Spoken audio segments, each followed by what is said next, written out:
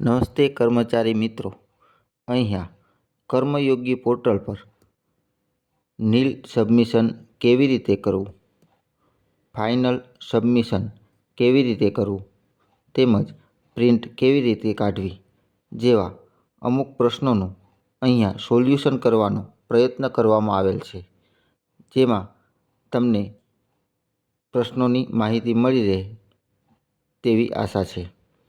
તો સૌપ્રથમ આપણે કર્મયોગી પોર્ટલ પર HRPN નંબર નાખી અને ત્યારબાદ પાસવર્ડ નાખવાનો રહેશે. ત્યારબાદ તેમાં આપેલા કેપ્ચા કોડ એન્ટર કરવાના રહેશે. ત્યારબાદ OTP પર ક્લિક કરી અને સેન્ડ OTP ઉપર ક્લિક કરશો એટલે તમારા જે ID નંબરમાં મોબાઈલ નંબર રજિસ્ટર્ડ છે તેના પર તમને OTP આવે છે. જે OTP તમે અહીંયા એન્ટર કરશો એટલે તમારા લોગિન આઈડીમાં તમે લોગિન થઈ શકશો. હવે આપણે આગળ જોઈએ કે જ્યારે તમે OTP એન્ટર કરો છો ત્યારબાદ તમારું ID કર્મયોગી પોર્ટલ પર ખુલી જાય છે. હવે આપણે આગળ જોઈએ કે તમારું ID ખુલ્યા બાદ તમે તેમાં જોશો કે ઉપરની તરફ એમ્પ્લોય મોડ્યુલ આપેલું છે. આ એમ્પ્લોય મોડ્યુલ પર ક્લિક કરશો એટલે તેમાં તમને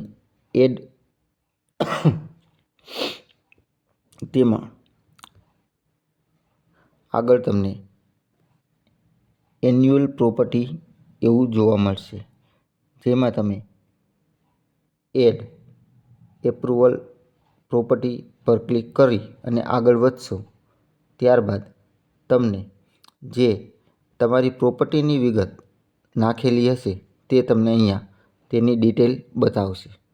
હવે આ ડિટેલ બતાવીએ છે ત્યારબાદ હવે તમારે ફાઇનલ સબમિશન કેવી રીતે કરવાનું તે આપણે આગળ જોઈશું.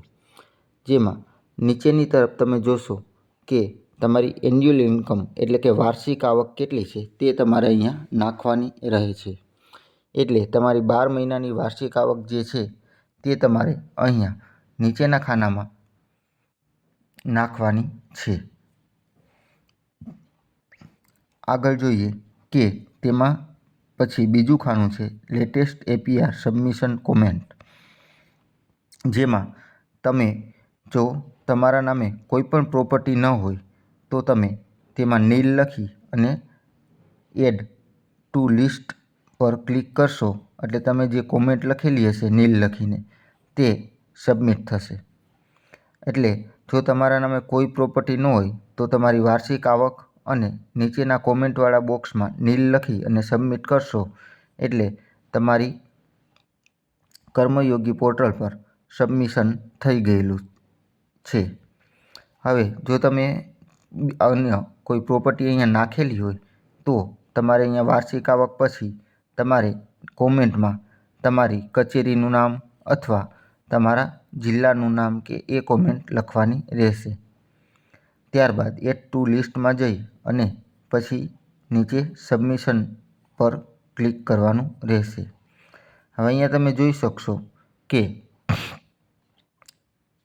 સબમિટ એન્યુઅલ પ્રોપર્ટી રિપોર્ટ્સ પર તમે ક્લિક કરશો તો ઘણી વખત નેટના પ્રોબ્લેમ હોય કે પછી સર્વરના પ્રોબ્લેમ હોય તો અહીંયા તમે જોઈ શકશો કે અલગ અલગ કોમેન્ટો તમને વારે ઘડીએ જોવા મળે છે. તો આવી જો કોમેન્ટો આવ્યા કરે તો તમારે બેક જવાનું નથી. જો બેક જશો તો ફરીથી તમારે તમારી વાર્ષિક આવકને કોમેન્ટને બધું નાખવાનું રહેશે. એટલે જો આવી પ્રોસેસ બતાવે તો થોડી વાર રાહ જુઓ અને જ્યારે ફરીથી સબમિશનનો ઓપ્શન ખોલે ત્યારે તમારે ફરીથી નીચે સબમિટ એન્યુઅલ પ્રોપર્ટી રિપોર્ટ્સ પર ક્લિક કરશો એટલે 1-2 વખત ક્લિક કર્યા બાદ એ સબમિશન થઈ જશે. અહીંયા તમે જોઈ શકો છો કે ઘણી બધી વખત અહીંયા એરર આવે છે. અહીંયા નેટનો પ્રોબ્લેમ હોવાથી થઈ શકે છે અથવા સર્વર ઘણી વખત ડાઉન હોય તો પણ આ એરર આવે છે, જે તમે જોઈ શકો છો.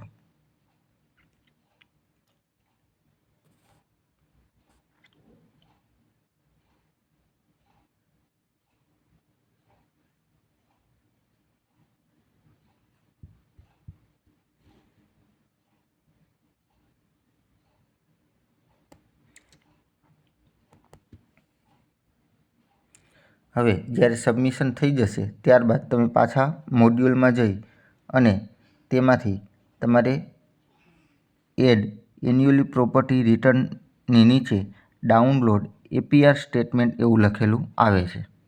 આ ડાઉનલોડ એપીઆર સ્ટેટમેન્ટ પર ક્લિક કરશો એટલે તમારી પ્રોપર્ટીની વિગત અહીંયા તમને પીડીએફ ફાઇલમાં જોવા મળશે, જેમાં આગળ ઇન પ્રોસેસ એવું લખેલું બતાવે છે. ઇન પ્રોસેસ લખેલું બતાવે છે એટલે તમારી પ્રોપર્ટીનું સબમિશન થઈ ગયેલું છે, એટલે હવે આગળ તમારે કંઈ સબમિટ કરવાનું થશે નહીં અને સબમિટ થશે પણ નહીં. તો આ રીતની પ્રિન્ટ તમે એમાંથી લઈ શકો છો અને તમારા ડેટા છે તે સેવ કરી શકો છો. એ ઉપરાંત તમારે હોમ મેનુમાં જશો, જે આપણે અહીંયા હમણાં દર્શાવવામાં આવેલું છે કે જો તમે હોમ મેનુમાં જાઓ ત્યારે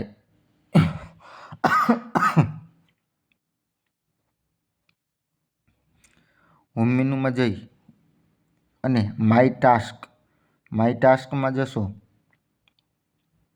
એટલે ત્યાંથી પણ તમે આ તમારી પ્રોપર્ટીની વિગત તમે લઈ શકો છો. અહીંયા જોશો કે હોમ મેનુમાં જઈએ ત્યારબાદ નીચે માય ટાસ્ક એવું આપેલું છે, જેની પર ક્લિક કરવાથી તમારી પ્રોપર્ટીની બધી વિગત તારીખ સહિત તમને જોવા મળશે, જે પણ તમે સેવ કરી શકો છો. તે ઉપરાંત અહીંયા એપીઆર ઉપર ક્લિક કરીને તમારી બધી વિગત છે એ તમારે અહીંયા સ્ક્રીન પર જોઈ શકો છો કે કઈ કઈ પ્રોપર્ટીની વિગત તમે અહીંયા નાખેલી છે.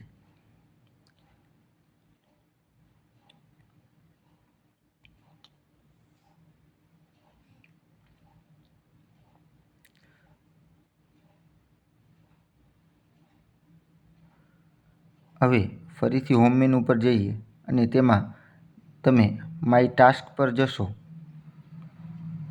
તો તેમાં ઉપર તમને પીડીએફ અને પ્રિન્ટ એવા બે ઓપ્શન જોવા મળશે, જેમાં પીડીએફ કે પ્રિન્ટ બંનેમાંથી કોઈ એક ઓપ્શનમાં જશો તો તમને તમારી પ્રોપર્ટીની પીડીએફ અથવા પ્રિન્ટ પણ કરી શકો છો.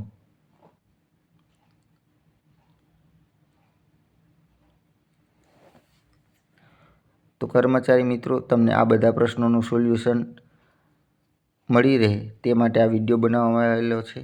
તો અમારી યુટ્યુબ ચેનલ ઇઝી એજ્યુકેશન 4 3 ને લાઇક, શેર અને સબસ્ક્રાઈબ કરો.